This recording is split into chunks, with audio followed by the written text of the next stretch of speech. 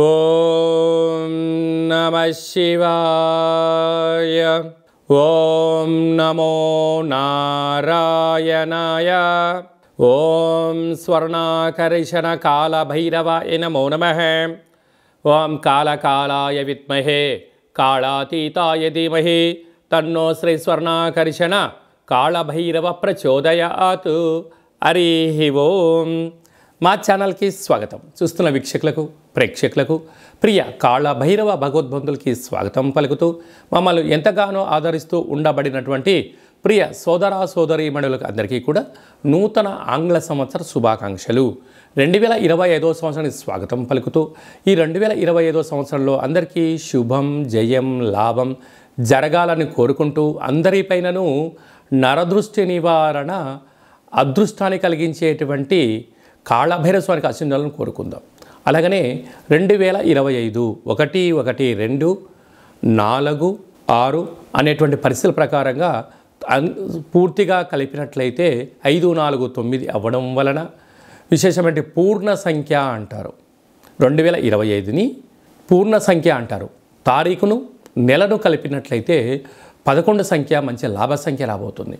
కనుక ప్రభుత్వ ఉద్యోగ ప్రయత్నం చేసేవారికి ప్రభుత్వ ఉద్యోగంలో ఉండబడినటువంటి వారందరికీ చాలా శుభ పరిణామము అని గమనించగలగాలి.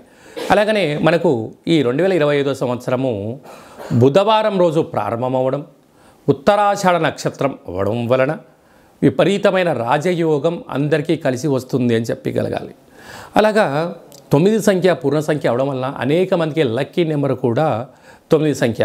కొన్ని కోట్ల మంది ఎదురు చూస్తున్న వారందరికీ అదృష్టవంతులు కాబోతున్నటువంటి సంవత్సరం ఇది అని చెప్పి కూడా మీరు గమనించాలి. కనుక ఈ 2025వ సంవత్సరంలో ప్రారంభ కాలంలో ద్వాదశ రాశుల్లో గ్రహ గమనాల్ని ఒకసారి వీక్షింపచేద్దాం. వృషభ రాశిలో దేవగురు బృహస్పతి సంచార స్థితి, మిథున రాశిలో విశేషమైనటువంటి మనకు కన్య రాశిలో కుజ భగవానుడు సంచార స్థితి, అలాగనే కన్య రాశిలో కేతు సంచార స్థితి, ధనుసు రాశిలో బుధాదిత్య రాజయోగం రవి బుధ సంచార స్థితి ఉండడం, అలాగనే కుంభరాశిలో శుక్రుడు మరియు శని సంచార స్థితి, మీనరాశిలో రాహు సంచార స్థితితో నూతన ఆంగ్ల సంవత్సర ప్రారంభ కాలంలో గ్రహ గమనాలు ఈ విధంగా ఉన్నాయి. అందరికీ ముందస్తుగా నూతన ఆంగ్ల సంవత్సర శుభాకాంక్షలు. సింహరాశి వారికి 2025వ సంవత్సరం అలాగనే తెలుగు ఉగాది పండుగ దగ్గర నుంచి ఆదాయ వ్యయాలు ఎలా ఉండబోతున్నాయో విషయ పరిజ్ఞానం కోసం తెలుసుకుంటున్నామని చెప్పి కూడా గమనించాలి. సింహరాశిలో ఏ నక్షత్రాలు వస్తాయనగా మఖా నక్షత్రంలోని 4 పాదాలు, పుబ్బా నక్షత్రంలోని 4 పాదాలు, ఉత్తరా నక్షత్రంలోని 1 పాదం కలిపితే సింహరాశి. అలాగే చాలామందికి డేటా బర్త్ లేనటువంటి కారణం వలన పేరు యొక్క మొదటి అక్షరాన్ని అనుసరిస్తూ ఆ రాశిని తెలుసుకునే ప్రయత్నం చేద్దాం. మా, మీ, ము, మే, మో, టా, టీ, టు, టే, టో అక్షరాల వారందరూ కూడా సింహరాశి జాతకులే. సింహరాశి యొక్క అధిపతి రవి భగవానుడు. ఈ ఉగాది పండుగ దగ్గర నుంచి రాజు కూడా రవి భగవానుడు అవడం వలన సింహరాశి వారికి ఎనలేనటువంటి కీర్తి ప్రతిష్టలు, ప్రభుత్వ ఉద్యోగాలు, రాజకీయాలు, సేవారంగ కార్యక్రమాల్లో సింహరాశిని వారిని ఆపే శక్తి ఎవరికి లేదు అని చెప్పి గమనించాలి. ఇంతింతై వటుడింతై అన్నట్టుగా చిన్న స్థాయి నుంచి దేశ స్థాయి వరకు ఎదగడానికి ఈ సంవత్సరం ఎంతో వీరికి అభివృద్ధి అవకాశాలు ఉన్నాయి. ఆదాయ వ్యయాలు గమనించినట్లయితే ఆదాయం 11 వ్యయం 11 అంటే ఖర్చులు అధికం అవ్వడం వలన ఎంతైతే ఖర్చు ఉందో అంతే ఆదాయం వచ్చే అవకాశాలు చాలా అధికంగా ఉంటున్నాయి. రాజపూజ్యం 3 అవమానం 6. మీరు ఎదుగుతూ ఉంటే మీ చుట్టుపక్కల వారే మిమ్మల్ని అసూయాద్వేషంతో చూస్తూ నరదృష్టి శత్రు ప్రభావాలు అధికంగా ఉన్నాయి. కనుక మౌనంగా ఏకాగ్రతగా ఉండే మానవ ప్రయత్నం చేయగలగాలి. అలాగే మనం కందాయ ఫలితాన్ని గమనించినట్లయితే మఖా నక్షత్ర జాతకులకు ఆగస్టు నుండి డిసెంబర్ వరకు మధ్యస్తున్న కారణం వలన మనోవేదన అని చెప్పి గమనించాలి. అలాగనే వీరికి విశేషమైన అష్టమంలో రాహు గ్రహస్థితి అనుకూలంగా లేనప్పుడు స్వల్పమైనటువంటి ఆరోగ్య పరిస్థితి ఈ జనవరి నుండి మార్చి వరకు ఉండే అవకాశాలు. ఆ మార్చి తర్వాత గ్రహ గమన యోగాల ద్వారా వీరికి విపరీతమైన రాజయోగము వీరి సొంతం కాబోతుంది.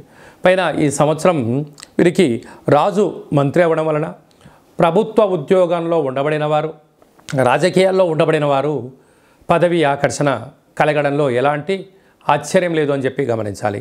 అర్ఘ్యాధిపతి మంచి వర్షాలు పడతాయి.